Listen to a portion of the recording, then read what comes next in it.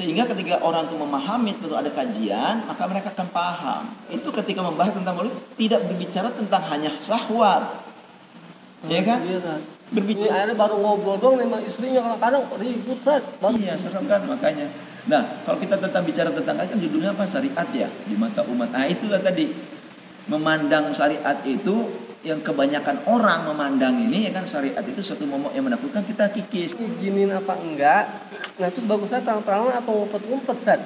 Mungkin pada Saya ini menit kenapa tuh, kita berbagi, ya enggak? Kapan lagi kita bisa berbagi, gitu kan? Gitu. Kita membantu sahabat. Welcome to Sultan Danok Channel in podcast now. Thanks very much. You are watching.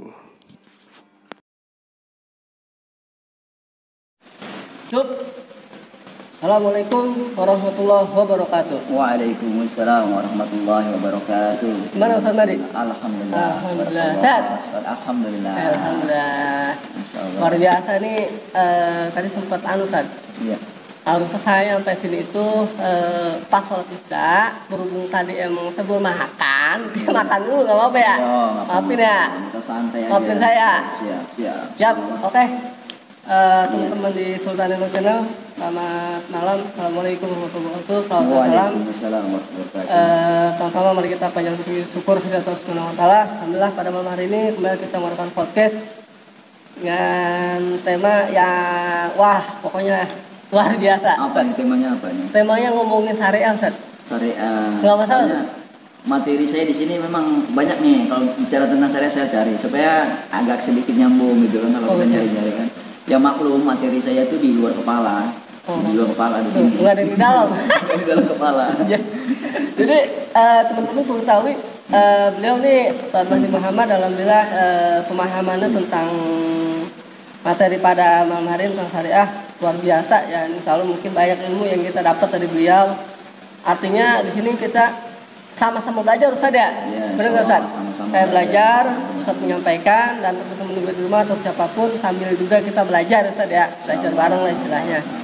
Oke, selawat dan salam kita curahkan pada junjungan kita Nabi Muhammad sallallahu alaihi wasallam. Allahumma sholli wa sallim wa barik alaihi. Para keluarga, para sahabat, dan insya Allah kita sebagai umat yang masih menjalankan sunnahnya, amin ya rabbal alamin.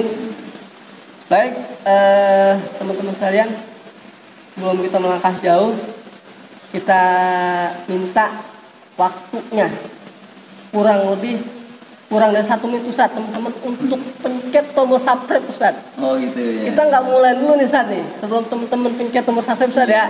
Jangan lupa. Oke Ustaz. Betul. 1 menit ya, 1 menit kurang lah ya. Kita tunggu ya, hitungan ketiga kita nggak ngomong, teman-teman silakan subscribe, nanti baru kita mulai. 1, 2, 3. Siap.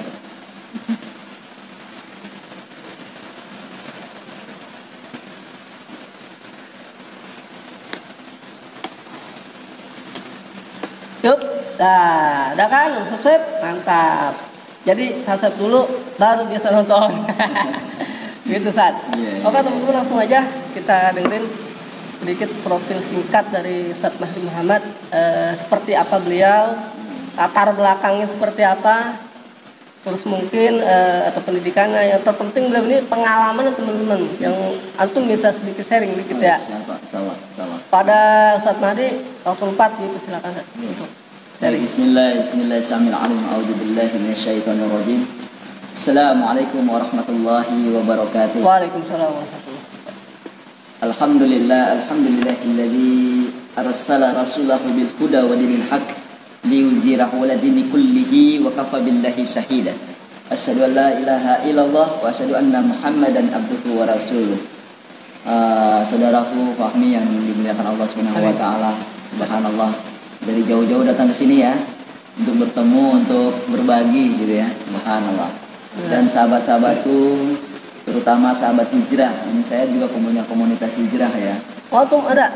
Oh, disapa juga satu teman. Disapa nanti biar pada nonton. Ada beberapa sahabat hijrah di daerah Jawa Timur, kemudian ada juga di daerah Sulawesi, ada juga kemarin yang ada di daerah Lampung, ada juga Garut, ada juga kemarin. Saya diminta ngisi tapi lewat online, gitu, lewat WA. Oh gitu.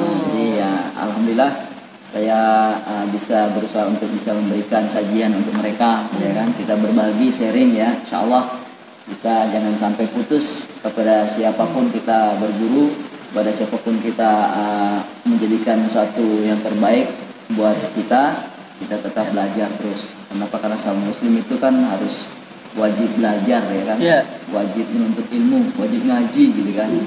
Nah, jadi ngaji itu penting gitu. Gitu, itu wajib hukumnya. Kalau baca Quran itu hukumnya sunnah, ya kan. Hafal Quran hukumnya sunnah.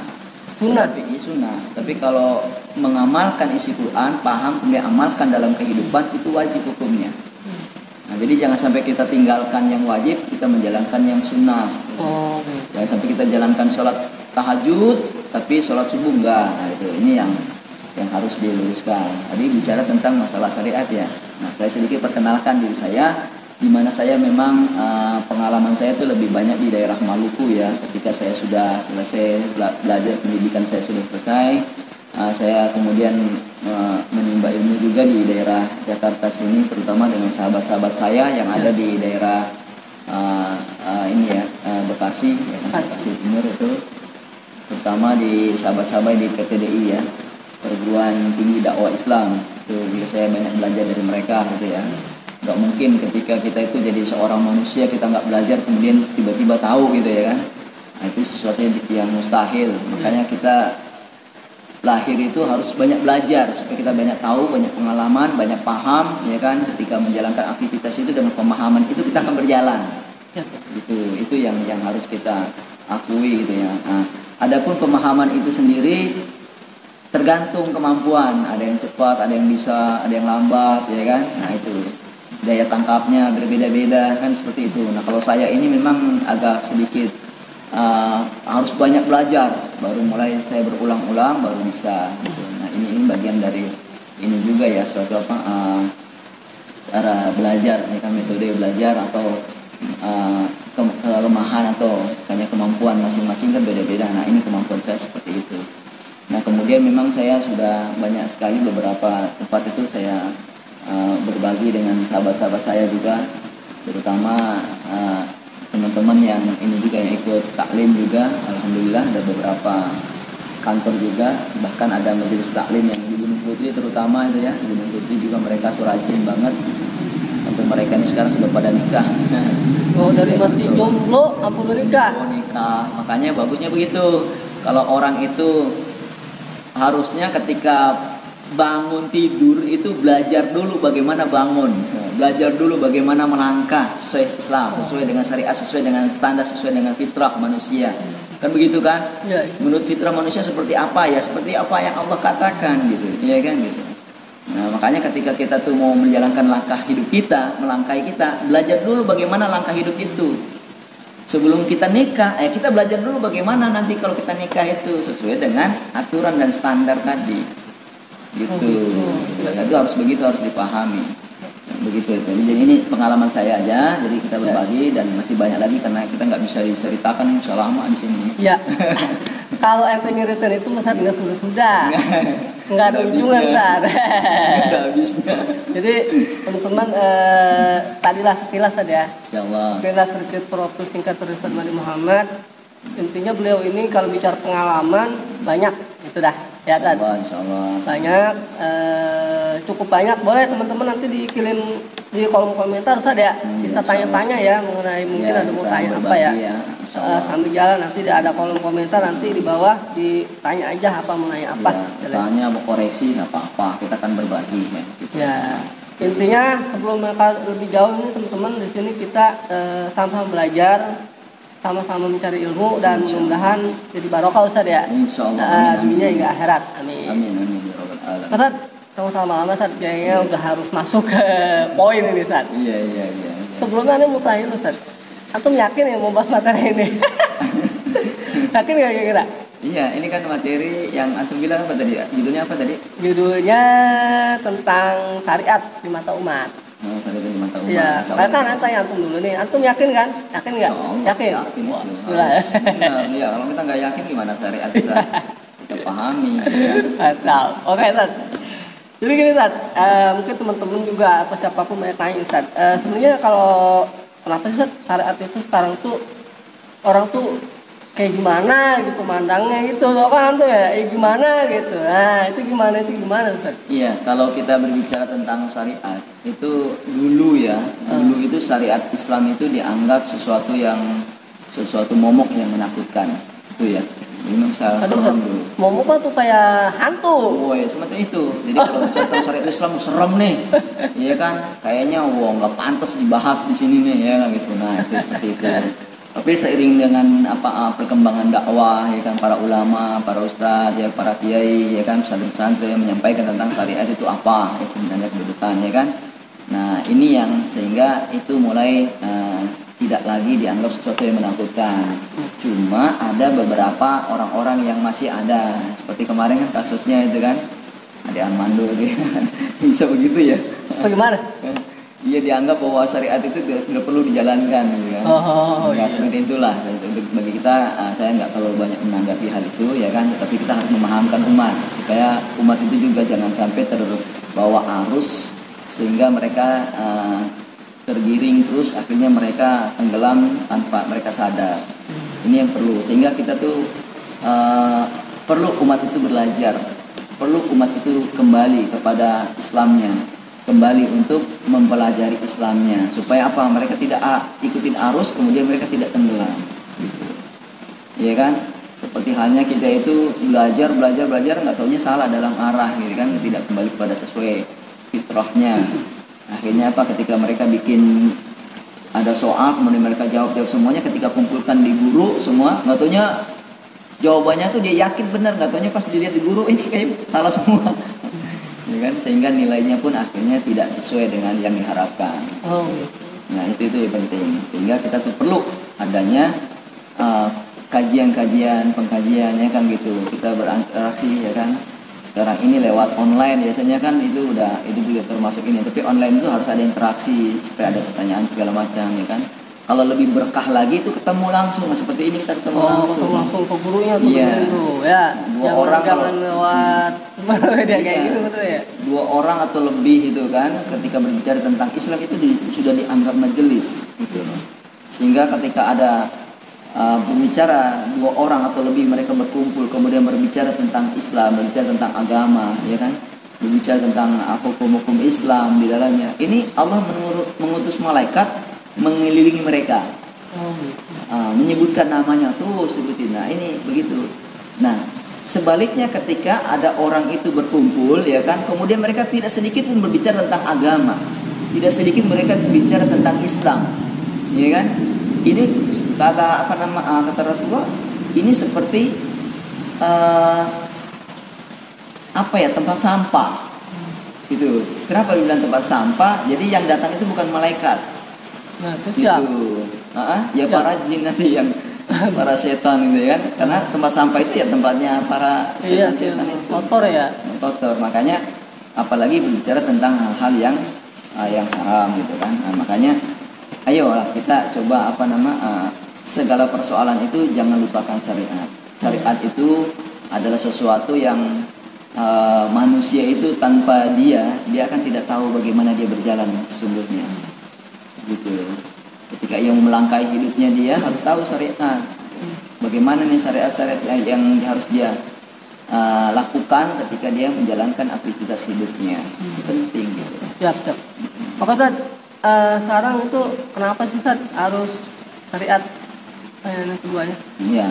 Kalau kenapa kita harus syariat? Karena memang syariat, terutama syariat Islam ini ya, syariat semua agama-agama punya syariat masing-masing ya, gitu kan. Nah, mereka punya syariat, ya kan gitu. Nah, sedangkan syariat Islam itu memang adalah dari Allah, gitu loh, melalui baginda Rasulullah disampaikan kepada umatnya, gitu kan. Jadi syariat ini yang Allah turunkan kepada baginda Rasulullah SAW, ya kan. Kemudian disampaikan kepada umatnya. Nah, umatnya ini ada yang nerima, ada yang nolak.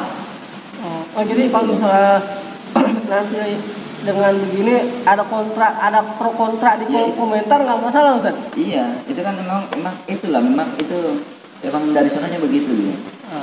Jadi memang ini ketika pembahasan sesuatu kebenaran itu kan, ketika disampaikan ya harus terima segala tantangan gitu. Ya kan, semua orang begitu gitu loh. Jangankan mereka menyampaikan kebenaran, menyampaikan kebatilan aja ada tantangannya gitu loh, apalagi menyampaikan kebenaran. Tapi alangkah baiknya kita menyampaikan kebenaran berhadapan dengan tantangan ketimbang kita menyampaikan kebatilan dengan tantangan, karena beda di sisi Allah. Itu nilainya. Dengan tantangan, ya kan? Kita tuh dengan menyampaikan kebenaran dengan tantangan, ya kan, lebih baik ketimbang kita menyampaikan kebatilan berhadapan dengan tantangan juga.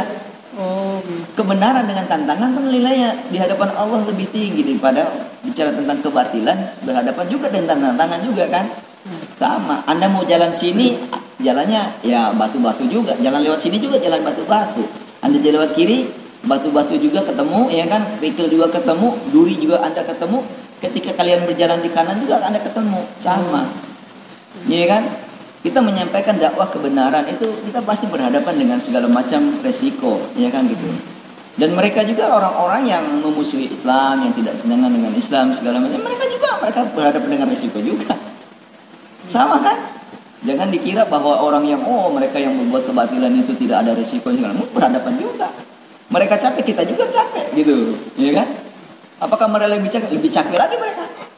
Intinya dalam satu perjuangan itu ada rintangan kalau saya. Ya, itu dia. Nah, kembali lagi kenapa kita butuh syariat? Syariat itu bahwa memang kita harusnya kita ini orang yang manusia itu lemah, gitu kan? Ya, ketika kita manusia yang lemah ini sadar diri bahwa dia adalah lemah, dia pasti butuh sesuatu. Yang apa? Yang untuk bisa jadikan tuntunan. Gitu kan? Tentunya begitu. Sama halnya ketika kita beli handphone. Di handphone itu kan kita beli handphone baru yang kita tidak paham, mereknya model baru, kita buka-buka, ketika kita buka-buka kita nggak ngertiin bagaimana. Kita perlu orang yang nuntun. Apa orang konternya ngasih petunjuknya, atau ada orang yang pernah, orang dari luar negeri atau bagaimana menyampaikan, ya kan? Kita pasti nanya. Nah, itulah kenapa kita menganggap diri kita lemah. Nah, itulah kita. Lemah kita. Nah, sehingga kita butuh aturan. Gitu kan? Manusia ini lemah, maka kita perlu syariat. Kita perlu aturan. Bagaimana kita supaya apa? Kelemahan-kelemahan kita tadi itu kita tidak sampai terjerumus kepada sesuatu yang salah dalam perjalanan kita. Iya kan? Bagaimana supaya setiap saat ini kita selangkah demi selangkah, iya kan? Kita berjalan demi berjalan, ya kan, kita berlari demi berlari, itu semuanya akan mengalirkan pahala kepada kita. Iya enggak? Itu menjadikan semua ibadah. Nah, itu ya kan, wa ma khalaqtal jinna wal insa illa liya'budu, itu kan benar. Allah tidak ciptakan jin dan manusia itu bukan cuma hanya ibadah saja, itu bukan hanya sholat saja itu ibadah. Tapi segala gerak-gerik kita jadikan dia ibadah. Nah, maka kita perlu syariat tadi. Gitu. Jadi penting banget Ustaz. Penting banget, makanya perlu karena memang kelemahan kita tadi. Gitu. Ustaz, sebenarnya untuk syariat itu apa aja sih Ustaz? Saya kan nggak tahu nih. Teman-teman juga nggak tahu. Aja saya tahu apa aja Ustaz syariat. Nah, kalau syariat itu kalau kita tahu bahwa di dalam Islam itu sendiri kan bukan hanya membicarakan tentang masalah ibadah ritual. Bagaimana hubungan dia dengan Allah, ya kan, itu hablum minallah, ya kan. Nah, kita juga harus tahu hablum minafsi. Ya kan, hablum minafsi. Hablum minannas, ya kan? Jadi hubungan dia dengan Allah, hubungan dengan dirinya sendiri, hubungan dengan manusia yang lain. Gitu, ya kan? Nah, ini ada aturannya. Ini yang disebut dengan syariat itu. Gitu ya. Hablum minallah ini dalam persoalan apa? Ibadah, akidah, ibadah, itu dia. Gitu kan? Sedangkan hablum minannas itu bicara tentang apa? Yang paling banyak itu hablum minannas. Ekonomi, pendidikan, peradilan, tahanan, keamanan, kebudayaan. Iya kan? Semua itu hablum minannas. Kalau hablum bin nafsi berhubungan dia dengan dirinya, itu bagaimana dia berpakaian, berakhlak. Iya kan? Makan minumnya bagaimana, itu hablum min nafsi, hubungan dirinya dengan apa, hubungan dia dengan dirinya, gitu. Jadi itu yang perlu kita tahu, sehingga jangan sampai kita itu menjadi orang-orang yang justru tidak tahu, hanya taunya hablum minallah saja, itu nggak begitu. Hablum minannas ini yang harus kita rapikan juga, begitu. Jadi ada hubungan sama manusia juga ya Ustaz ya? Iya. Jadi ya, Itu atas sama manusia ya. iya, hablum minan nas itu juga paling banyak. Ustaz, ini pertanyaan selingan. Hmm. Nah, mumpung lagi ngomongin syariat nih Ustaz. Ya. Saya sih jujur aja saya bukan nggak berani ya. Saya kan masih baru nih nikah. Nah, Saya mau nanya tentang poligami nih Ustaz. aduh, jangan kenapa. Poligami Pak. Poligami kayak rame kalau di sini nih. Kita mau ngomongin poligami nih, dengerin bapak-bapak nih. Poligami nih Ustaz. Bapak-bapak nih mendengerin nih kalau fokus Ustaz. Poligami itu sebenarnya dalam syariat ada atau enggak? Terus sebenarnya kalau kita yang gimana sih Ustaz yang orang yang boleh berpoligami Ustaz? Sekarang ini ya, kalau kita berbicara tentang dalil sangat orang-orang pada tahu lah ya, sudah dibahas di dalam taklim segala macam. Tetapi kita memahami, ya kan, harusnya memahami ketika kita bagaimana berhadapan dengan persoalan-persoalan begitu. Ini kita jangan sampai menyelesaikan persoalan itu kita menolak gitu ya. Kita menolak, ya kan, oh ada orang-orang yang tidak senang dengan poligami dan segala macam, ya kan gitu. Nah, kita jangankan menolak ya dengan syariat ini. Kita tidak senang dengan satu ayat, tidak senang loh ya, tidak senang dengan satu ayat saja, ya kan gitu. Dia menolak apalagi ya kan gitu kan, apalagi dia menolak gitu. Satu ayat saja dia tidak senang, itu patut dipertanyakan keimanan dia. Satu ayat dia, ya, ayat Al-Quran kemudian dia tolak satu gitu. Jangan kan dia tolak, dia nggak senang aja, patut dipertanyakan dia keimanan dia. Iya nggak, berarti ini nggak 100% percaya kepada Al-Quran. Yang itu turunnya dari Sang Khalik yang menciptakan manusia, yang tahu standarnya manusia, yang tahu bagaimana syariatnya manusia, gitu loh. Ya kan? 100% harus hakul yakin kepada Allah Subhanahu wa taala yang menurunkan syariat ini. Nah, di dalamnya kan termasuk itu kan. Dalam surat An-Nur kan menjelaskan tentang bagaimana menikah lah kan, ya kan? 2, 3 atau 4 gitu kan. Nah, itu kan pembahasan itu sudah banyak dibahas tentang itu ya kan. Tetapi bagaimana sikap kita? Pertama, kita tidak boleh menolak dulu. Nggak boleh menolak tentang poligami ya? Tidak boleh menolak. Kenapa? Karena memang ayat itu memang ada. Tetapi itu perlu kajian. Seperti halnya begini. Kalau kita berbicara seperti hanya manasik haji ya kan gitu. Orang-orang mau berangkat haji ya kan gitu. Kalau orang-orang yang sudah tua kan memang kan pantas lah mereka belajar ya kan gitu kan. Tetapi kalau ada anak-anak kecil TK dan segala macam itu kan mereka juga belajar kan gitu kan. Tapi sebatas mereka tahu gitu loh. Ya kan bagaimana kita lihat anak-anak TK itu kan mereka datang ya kan ke satu di mana ada tempat penyelenggaraan bagaimana manasik haji segala macam, mereka belajar gitu. Padahal apakah mereka dibutuhkan? Nggak dibutuhkan, hanya dibahas gitu, disampaikan kepada anak-anak itu gitu kan.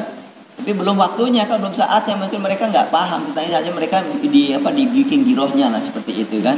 Nah, seperti ketika orang itu sudah dewasa segala macam, memang harus wajar belajar tentang itu. Nah, begitu juga dengan masalah-masalah hal-hal seperti ini gitu kan. Seperti hukum kisos ya kan gitu ya kan. Hukum potong tangan ya kan. Kisos itu kan tampar balas tampar gitu kan. Nah, hukum potong tangan ya kan. Serem nih ya kan, sesuatu yang menakutkan gitu. Ini perlu ada kajian gitu loh. Sehingga ketika orang itu memahami perlu ada kajian, maka mereka akan paham gitu loh. Nah, begitu juga dengan masalah poligami. Ketika bicara tentang poligami ini, harus mereka pahami bahwa ini aturan dari Allah. Kenapa? Apa aturan dari Allah? Karena memang dulunya manusia ketika itu mereka nikah itu bukan cuma 2, 3, 4, 5, 6 ya kan gitu. Sampai puluhan gitu loh. Bahkan anak-anak istri dari orang tuanya itu turun kepada anaknya. Nah, sehingga itulah bikin syariat tadi dibatasi. Sehingga orang itu tahu. Kemudian dalam kajian-kajiannya itu harus bagaimana mengkaji supaya orang itu tidak takut. Gitu. Sekarang kan serem. Kenapa? Karena media ini udah ikut bermain ya kan. Emansipasi wanita, akhirnya tergiringlah pemahaman seakan-akan ini merenggut wanita hak-hak wanita dan segala macam. Enggak begitu. Islam itu justru menempatkan wanita itu pada posisinya. Ya kan? Dan juga Islam itu ketika membahas tentang poligami tidak berbicara tentang hanya syahwat. Ya kan? Berbicara tentang bagaimana hukum dijalankan, kemudian bagaimana menjalankan ini tidak seperti orang-orang yang sekarang yang menolak poligami tetapi maksiat iya, selingkuh iya. Berarti mendingan poligami saja. Iya, kalau poligami kan itu ada syariatnya itu kan, ada tuntunannya, ada modelnya, ada bagaimana, perlu kajian-kajian. Orang juga ada orang-orang yang sudah nikah. Kemudian jangan dikatakan bahwa dengan poligami itu adalah sunnah Rasul, bukan begitu, ya kan itu. Rasulullah itu dengan Khadijah aja, ya kan, itu 27 tahun nikah. Ya kan, selama 27 tahun bersama Khadijah, ya kan. Ini ketika meninggal Siti Khadijah, ya kan, Ummul Mukminin ini meninggal, maka Rasulullah baru nikah, gitu. Ya kan? Bukan begitu terus kemudian dengan mentang-mentang sebagai ini kemudian nikahin orang, enggak begitu. Lah kita ini baru anak satu aja, ya kan, baru 4 tahun nikah udah mau lagi, ya kan, salah penempatannya, gitu loh. Itu nggak berarti makanya ini kan dalam rangka pengurusan itu Ustaz. Iya, benar. Poligami, akhirnya baru ngobrol dong sama istrinya, kadang-kadang ribut Ustaz, baru ngobrol dong pada ribut. Iya, itu kenapa tadi, sehingga dengan begitu itu akhirnya muncullah, ya kan, muncullah pemahaman bahwa syariat itu serem. Tuh, syariat itu suatu momok yang menakutkan. Nah, ini penting nih, kita sering sampaikan, dibahas gitu, ya kan gitu. Ya seperti halnya gini ya. Kalau kita bicara tentang syariat. Syariat itu adalah suatu aturan yang Allah turunkan untuk manusia. Saya tanya, apakah Allah menurunkan ini untuk mencelakakan manusia? Kan nggak mungkin. Apakah syariat yang Allah turunkan ini untuk merusak manusia, merusak hubungan keluarga manusia? Apakah membuat sakit hati seorang wanita? Enggak.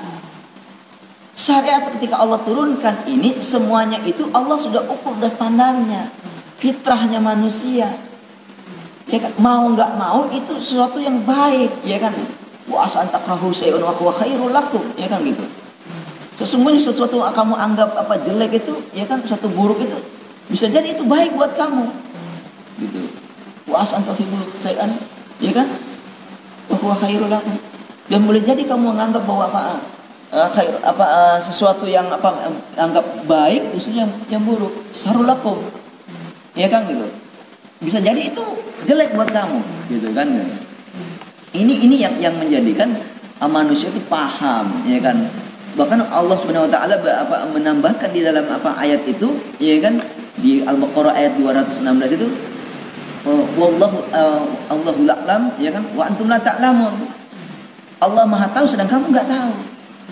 Begitulah manusia. Manusia enggak tahu. Dia enggak paham, ketika dikasih tahu harus tahu dan harus nerima. Dan kalau nggak tahu mungkin harus tahu ya Ustaz ya. Iya, dan juga kita jadi manusia, kita sebagai manusia yang lemah, kita sebagai seorang mukmin itu samina wa ta'na. Berat, iya, nggak apa-apa. Kenapa? Karena ada sesuatu yang baik. Harus kita berpositif gitu, berpikiran tuh. Sehingga kita tidak menganggap aturan-aturan Allah ini. Makanya saya bilang, jangan sampai kita menolak. Jangankan menolak, kita tidak senang saja dengan ayat Al-Quran. Wow, patut dipertanyakan tuh Islamnya. Juga ya. Iya, serem kan makanya. Nah, kalau kita bicara tentang ayat, kan judulnya apa? Syariat ya, di mata umat. Nah, itulah tadi. Memandang syariat itu, yang kebanyakan orang memandang ini, ya kan, syariat itu satu momok yang menakutkan, kita kikis tuh. Seperti halnya di dalamnya ada potong tangan, ya kan, di dalamnya ada kisos, ya kan gitu. Di dalamnya ada rajam dan segala macam, itu ada perlu kajian, pendalaman. Supaya orang paham, tidak merasa serap. Begitu juga dengan poligami tadi. Harus ada kajian yang mendalam, pemahaman tentang ini, ya kan gitu. Sehingga orang itu paham, bukan mengandalkan syahwat. Gitu. Poligami itu bagusnya isi pertama ngizinin apa enggak. Nah terus bagusnya terang-terangan apa ngumpet-ngumpet Ustaz. Mungkin pada lain. Ini kan bicaranya jadi tentang poligami. Dikit aja, biar ane tahu juga, tahu. Gimana Ustaz? Iya nih, kalau untuk nikah, ya kan, ada orang nikah siri segala macam. Itu lebih baik nikah siri ketimbang nikah berselingkuh, ya kan, kemudian punya simpanan dan segala macam. Nikah lagi ya poligami. Iya, ya kan begitu kan, sah. Kemudian itu keluarganya jadi banyak. Terus kemudian apakah dia harus izin? Juga perlu ada izin sebenarnya di dalamnya, ini nggak ada izin, ya kan gitu. Tetapi memberitahukan, ini kan hanya bagian adab saja, adab. Ya, sebagai seorang. Kalau misalnya istrinya nggak ngizinin gimana? Tapi suami itu tetap berpoligami. Ya kalau orang nikah itu kan istri itu nggak ngizinin bukan ukuran. Kalau dia sebagai suami yang terbaik, ya kan, segala macam ini tentu dia sudah ngobrol, bahkan istrinya senang, suaminya nikah supaya sama. Nah, itu kenapa? Karena itu bagian dari ini kesolehan, ya kan gitu, dalam rumah tangga. Nah, sekarang ini kan, jadi kalau ada orang, tetapi kita memang kalau kita cukup satu ya satu, silakan monggo, ya kan, mungkin dia lebih sayang, lebih cinta, lebih ini untuk, ya kan. Ya kan sekarang kan ya waduh ya kan sulit sekali ya kan, orang nggak bisa mengecek ya kan, seperti orang nggak mau dimadu gitu. Iya, itu kan gimana sih pemahaman ini gitu, kenapa, karena belum sampai tadi pengkajian itu. Sama dengan potong tangan itu kan serem ya kan. Nah sedangkan kalau bicara tentang rajam, bicara tentang kisos itu kan sesuatu yang serem nih gitu kan gitu. Nah itu perlu ada kajian. Begitu juga dengan hal seperti itu ya kan gitu. Maka kalau ada istri yang menolak kayak segala macam, ya itu kenapa? Karena memang tahapan keimanannya dia mungkin dia kudu belajar lagi saat makanya terus kudu denger ini nih antar. Ya harusnya tuh ada kajian-kajian yang mendalam sehingga mereka tuh tadi tuh dibangkitkan keimanannya ya kan gitu. Nah ketika kita lihat ada kalau mereka tuh senang ada sahabatnya kan sejadi mereka jadi sahabat ya kan, istrinya jadi dua gitu kan, di situ kan bisa berbagi untuk bisa sama-sama untuk mensejahterakan, menjadikan kualitas-kualitas anak generasi Quran yang bagus ya kan. Itu harus ditunjang begitu. Oh betul. Sekarang ini mau nanya nih, antum nih. Antum enggak itu bukan nanya, misalnya antum diizinin kalau izinin istri, antum mau enggak poligami? Antum mau berpoligami enggak sebenarnya? Antum. Loh, semua orang ya kan, laki-laki itu kalau normal ya kan gitu. Memang iya kan, mereka ada gitu loh hasrat seperti itu. Tapi ada yang orang itu memang cintanya hanya satu, ya monggo. Iya kan gitu. Nah, tetapi kalau bagi saya, ya kan gitu. Saya ini memang ada arah-arah ke sana. Itu kan biasanya sekarang godaan udah banyak nih. Maksudnya antum pada niat poligami gimana? Ya itu tadi karena godaan. Tadi pertama ya, karena godaan. Pertama ya, karena ini gini ya. Ini kita itu memiliki naluri, namanya gorizatun na'um. Ya, gorizatun na'um itu akan timbul, akan muncul, akan menginginkan penyalurannya. Itu faktor-faktor dari eksternal. Paham ya? Jadi ketika kita mau menyalurkan, jadi goriza ya kan, itu biasanya muncul ketika ada faktor eksternal. Gitu kan? Kita berhasrat kepada wanita, kalau ada wanita itu lewat. Kalau ada wanita tuh buka aurat segala macam itu ada, iya kan gitu loh. Tapi kalau tidak ada, iya kan, itu tidak muncul gorizanya itu, gorizatun naunya, iya kan gitu. Nah, ketika itu tidak ada, maka kita ini bagaimana mengalihkan tadi, gitu ya kan gitu. Ada hasrat nggak? Ada hasrat. Begitu banyak tontonan, begitu banyak penampilan, ya kan, wanita-wanita sekarang yang dibuka beraurat dan segala macam, ya kan gitu. Ini jadi pancingan. Maka bagaimana kita ini menjaga diri kita ini supaya tadi ini faktor eksternal, supaya ditutup ini faktor eksternal. Bagaimana caranya? Kita sibukkan dengan apa? Dengan banyak belajar, banyak taklim, ya kan, banyak mengkaji Islam, banyak sekali kita tuh menghafal Quran, kita banyak sekali membuka buku-buku Islam. Itu kesibukan untuk mengalihkan tadi faktor eksternal. Nah ketika kita kembali ke rumah dan segala macam itu, kita cinta kepada istri kita rawat istri kita dan buat dia cantik segala macam, kan kita yang atur sehingga kita bersamanya gitu. Jadi kalau dalam Islam dulu, syariat Islam ketika ditegakkan oleh Rasulullah SAW, itu benar-benar Rasulullah itu menjaga untuk seluruh masyarakat Madinah itu, iya kan gitu. Nah masyarakat Madinah ini dijaga oleh Rasulullah SAW dengan syariat tadi, supaya apa? Itu tadi, supaya algorizahnya itu tersalurkan atau terpenuhi sesuai dengan aturan yang Allah turunkan. Gitu. Nah sekarang ini kan tergantung kitanya nih, bagaimana menjalankan. Godaan banyak. Iya Pak. Jangan gorizatul baqo aja. Kita kan kita nggak mau tersinggung, diomongin orang kita nggak segala macam. Tinggal Islamnya kita itu bagaimana supaya menjaga. Kita berhadapan dengan gorizatul baqo ini, ya kan, orang ngomong sedikit aja kita tersinggung, ya kan, orang jelekin kita sedikit begitu, ya kan gitu. Akhirnya manusia itu merasa dirinya direndahkan segala macam, nggak mau direndahkan, ya kan, itu gorizatul baqo gitu loh. Yang ada pada diri itu faktor eksternal, lagi-lagi faktor eksternal. Bagaimana untuk membahasnya? Tadi ketika ada faktor eksternal begitu, kita membendung dia. Bagaimana? Kita banyak istighfar. Kalau dia marah, kita duduk. Ketika dia masih marah juga, kita tiduran, kan begitu. Itu kan syariat yang menunjukkan bagaimana solusi menghadapi kita tuh ketika berhadapan dengan sesuatu yang faktor eksternal tadi untuk menggoda gorizatun kita tadi. Gitu. Luar biasa. Luar biasa kan, Masya Allah. Jadi tanggal Oh, jadi teman-teman baru kalau dalil-dalil kita sudah dengar, banyak ya. lah. Kalau dalil-dalil sudah banyak lah Ya. yang di apa kajian-kajian Tadi Islam. jadi kita ya kalau ada yang menurut poligami tinggal dengerin ini kan. Masya Allah. Antum tadi kan Jangan, depan Pak. isinya. jangan ini banget, nanti orang pada istri pada ini semua lagi. Pada Ustaz, lempar ini lagi. sekarang sebenarnya apa sih sikap kita terhadap sebuah syariat itu? Nah, sikap kita itu tadi, ya kan gitu. Harusnya kita mengambil sepenuhnya. Namanya kan apa? Qul fi silmi kafah. Masuklah ke dalam Islam itu kafah. Ya kan kafah itu adalah keseluruhan, semua, sepenuhnya. Gitu loh, ya kan gitu. Apa saja yang di dalamnya itu ya tadi kita berhadapan dengan ekonomi, ya kan, berhadapan dengan pendidikan, berhadapan dengan peradilan, dengan militer, dengan apa. Itu Islam sebenarnya sudah ada syariatnya.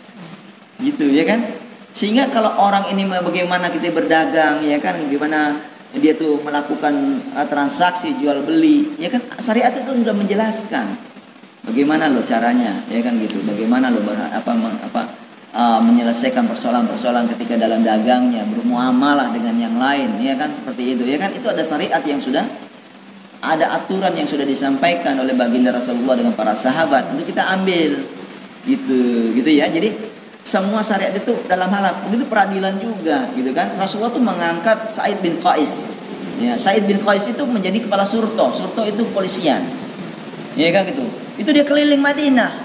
Ketika terjadi persoalan persengketa di dalam di masyarakat, dia langsung putuskan di situ, diinikan, ya kan gitu.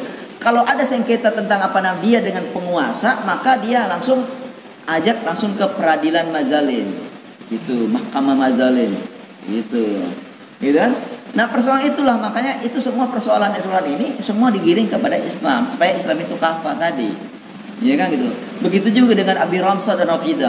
Abi Ramsah dan Rafidah ini adalah sahabat Rasul, di mana Abu Ramsah dan Rafidah ini diangkat oleh Rasul untuk apa? Untuk menjaga kesehatan para penduduk Madinah. Itu orang-orang Ansor dan orang-orang Muhajirin, ya kan. Orang-orang Abu Ramsah ini orang-orang yang Ansornya, ya kan. Rafidah ini orang Muhajirinnya, gitu kan gitu. Nah, mereka ini mengeliling-keliling untuk menjaga kesehatan. Bagaimana mereka supaya mereka itu berobat dengan cara yang salah, ya kan? Supaya mereka tuh menjaga tidak menganiaya dirinya, menzalimi dirinya, ya kan gitu. Mereka itu datang bukan cuma hanya memberikan obat, tetapi mereka memotivasi hidup. Gitu, bukan cuma obat yang dikasih. Begitu. Ya kan? Sehingga di masa-masa kekhilafan Al-Walid itu, ya kan, khilafah Al-Walid ketika di masa-masa di abad ke 7 Masehi itu dibikin rumah sakit yang sangat luar biasa gitu. Sampai-sampai orang itu kalau masuk di dalam rumah sakit itu, Masya Allah, mereka tuh ingin sekali ingin sekali masuk dalam rumah sakit, ingin merasakan tinggal di rumah sakit. Tapi sekarang ini kan beda. Iya, sebelum kelas apapun, elit kayak apapun, namanya rumah sakit, orang nggak senang yang namanya rumah sakit, bukan rumah sehat kan gitu. Ya, sehingga ini yang menjadikan Islam itu harusnya tuh memberikan suatu motivasi bahwa syariat itu adalah sesuatu kebaikan untuk dirinya.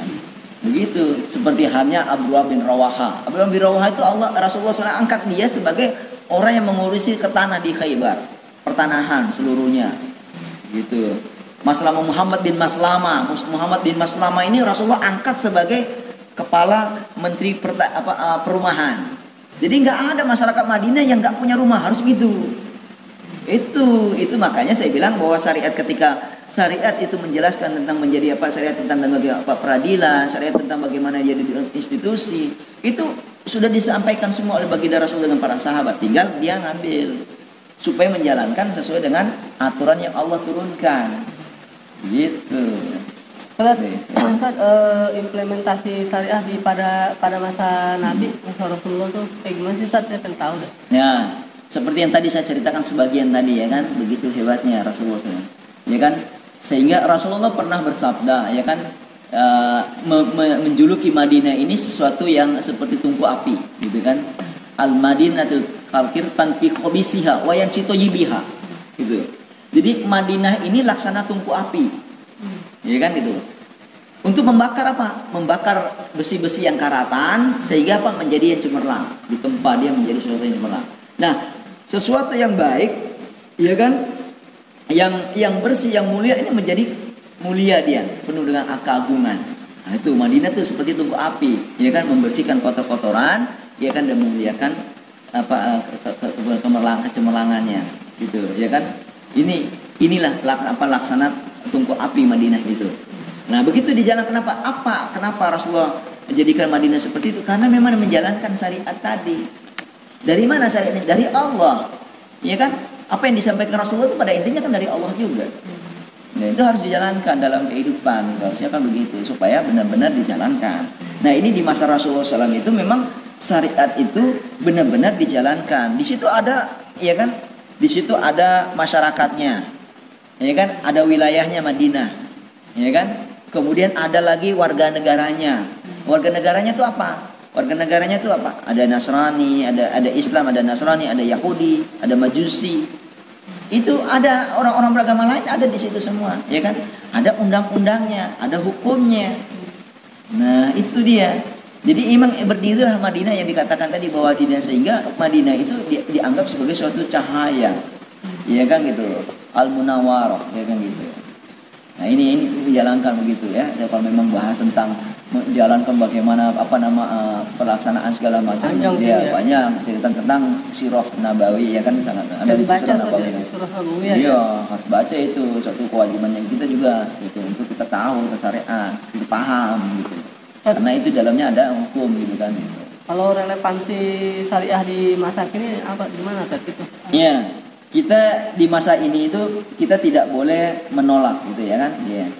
Kalau kita melihat bahwa syariat itu, ya kan, ada dimensinya. Dimensinya itu tentang hablum minallah tadi. Hablum minallah tadi bisa bahas tentang akidah, ya kan? Akidah, ibadah itu kan gitu. Nah, kalau dimensi yang berikutnya itu adalah dimensi yang kedua. Dimensi kedua ini ada hablum binafsi.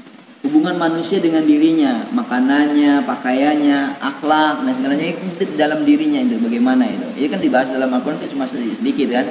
Tetapi yang paling banyak itu sekitar hampir 95% itu bahas tentang muamalah. Hablum minanas.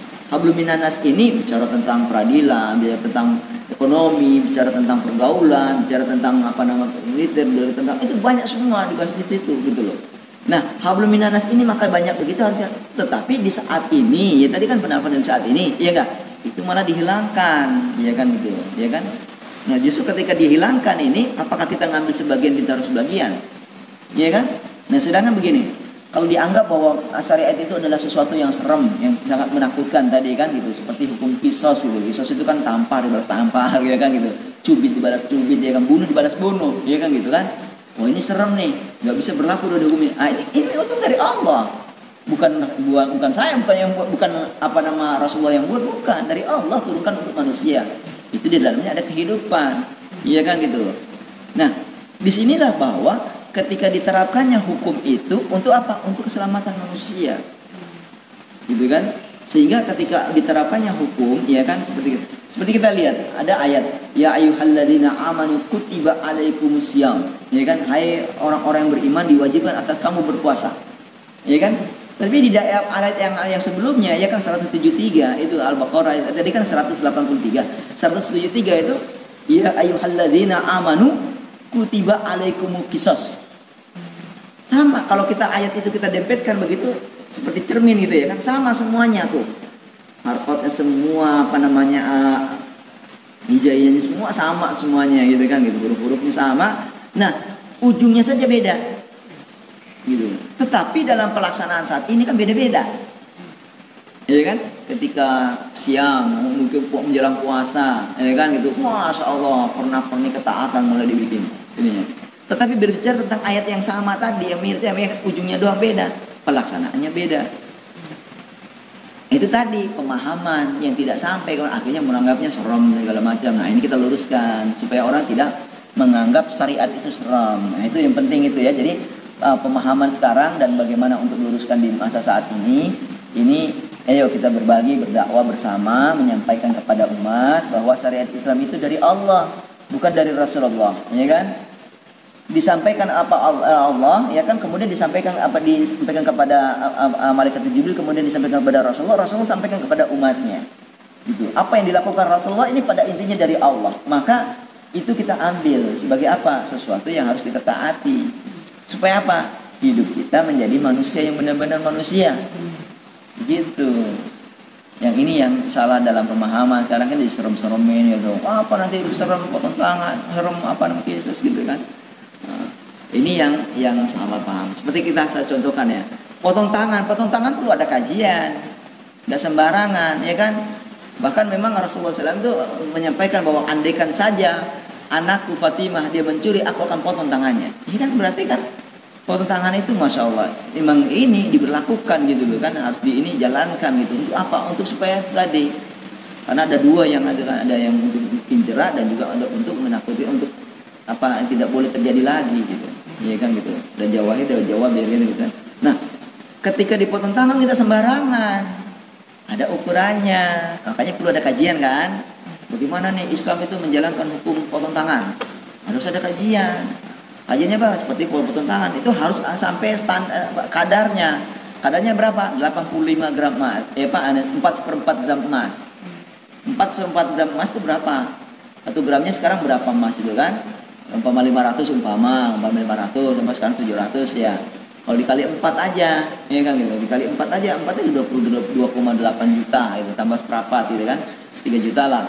Kalau ada orang mencuri kadarnya sampai segitu baru dipotong tangannya. Makanya kalau cuma mencuri hanya untuk makan karena lapar ya segala macam, ya kan nggak dipotong tangannya. Iya kan gitu. Itu seperti itu gitu. Dan itulah menjalankan syariat oleh Rasulullah SAW di Madinah itu ya begitu gitu. Jadi jangan sampai justru tidak sembarangan orang mencuri kemudian dipotong tangan, nggak begitu. Apalagi yang miliaran triliunan, ya enggak? Itu mah tadi. Jadi tidak serem, ya kan gitu. Nah, kalau orang yang macam begini, tetapi itu juga negara tidak sembarangan gitu loh, tidak sembarangan main potong tangan, ya kan? Orang hidupnya susah, masa nggak bisa sih memasuki untuk kebutuhan hidupnya? Ya kan nggak begitu juga akhirnya. Maka dipenuhi dulu sejahteraannya, pendidikannya, segala macam, ya kan? Baru itu berlaku.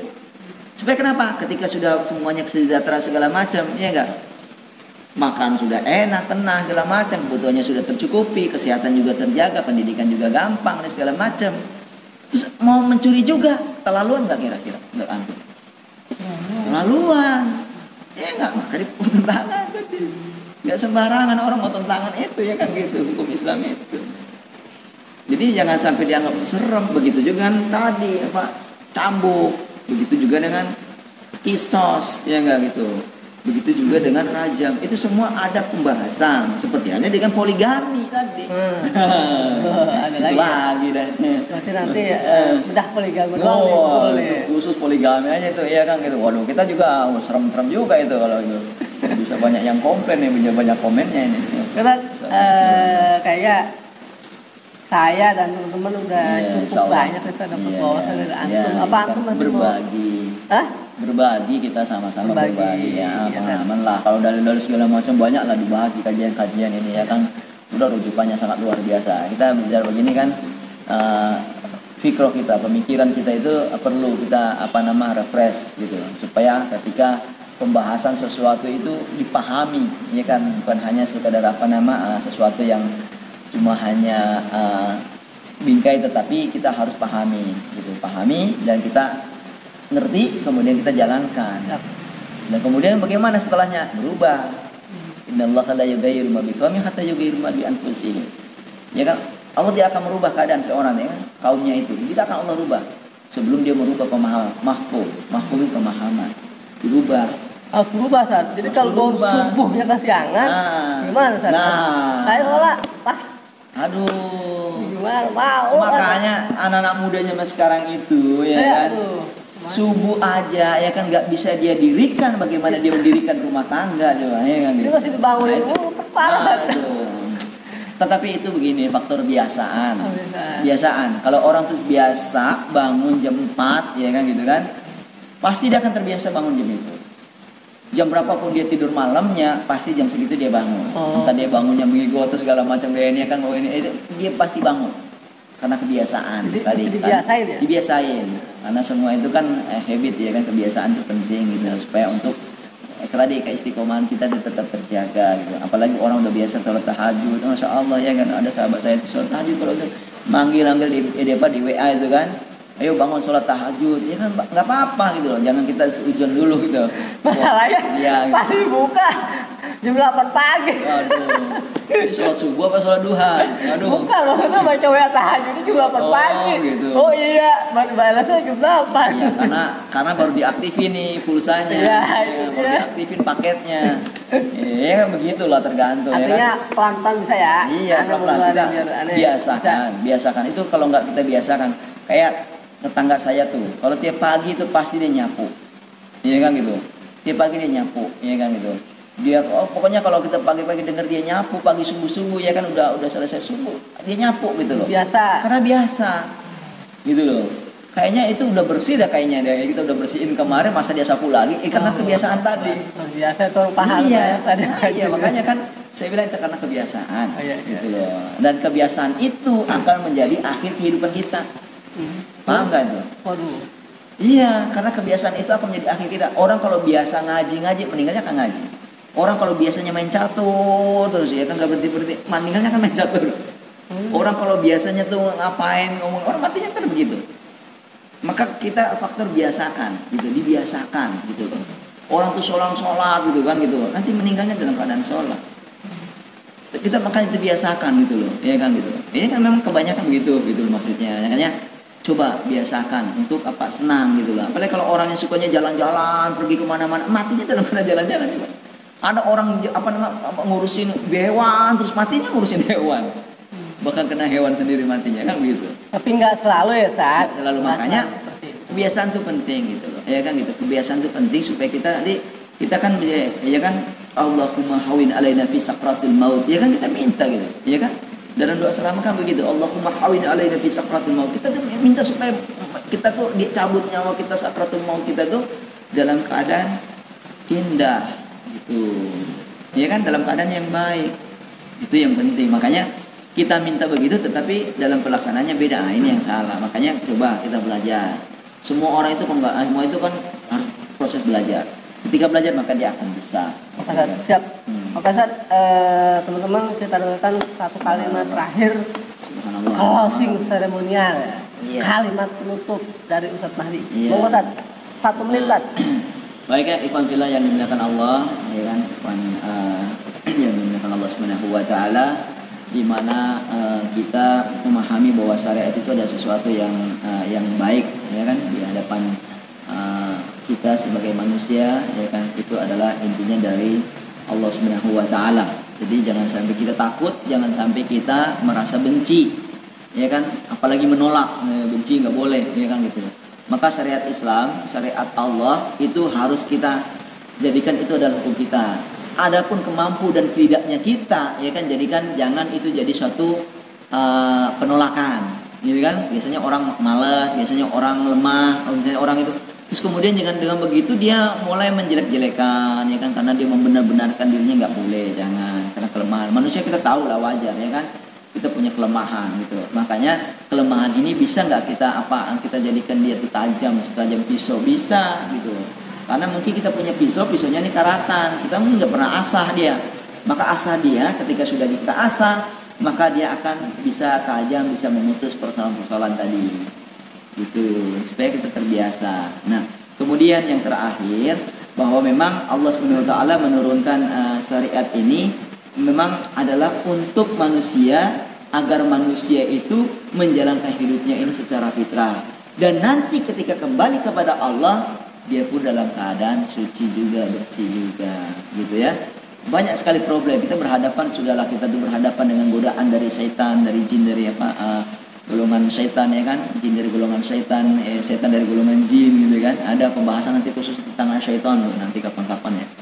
Nah, udahlah kita digoda oleh setan dari golongan jin, setan dari golongan manusia, ya kan gitu. Kita dicoba lagi, diuji oleh Allah melalui perantara malaikat, ya kan, dengan kehidupan yang ada. Manusia ini sangat luar biasa. Maka kalau kita tidak menjaga tadi kajian Islam, tidak menjaga keimanan, tidak menjaga Islamnya, baru begitu aja kita udah menolak, masya Allah, gimana Islam masuk ke dalam dirinya, ya kan gitu. Kita berhadapan sangat luar biasa nih. Maka kita harus kembali kepada syariat tadi supaya apa? Kita mampu. Istilahnya kita itu mau bertarung, ya kan, tinju nih. Nanya ke siapa? Ya harus pelatihnya tuh. Ah, pelatihnya kita siapa? Ah, kayak gitu kan. Kita mau berjalankan yang bahwa ini problem hidup ini banyak sekali. Gimana kita ketika kita mengambil Islam, mengambil syariat itu sebagai petunjuk kita, hidup kita tuh akan bahagia. Apapun persoalan di depan kita, kita akan merasa senang. Ya enggak? Ya kan, ajabali amril mu'minin inna amrahu khulahu khair, gitu loh. Jadi ajib seorang sangat lezat seorang muslim itu ketika ia menjadi seorang muslim. Iya kan, dia akan merasa hidupnya kemana-mana senang, kemana-mana sehat. Gitu. Maka muslim itu jangan ada yang galau, ada yang kacau pikirannya, apalagi sampai stres segala macam ini jangan. Maksudnya kenapa? Karena memang di tanganlah dia tuh syariat, di tangannya itu petunjuk.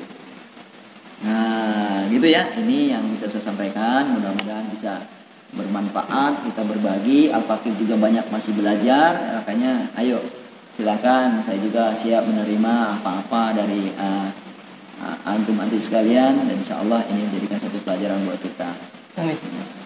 Baik, teman-teman, alhamdulillah kita berada di penghujung podcast pada malam hari ini.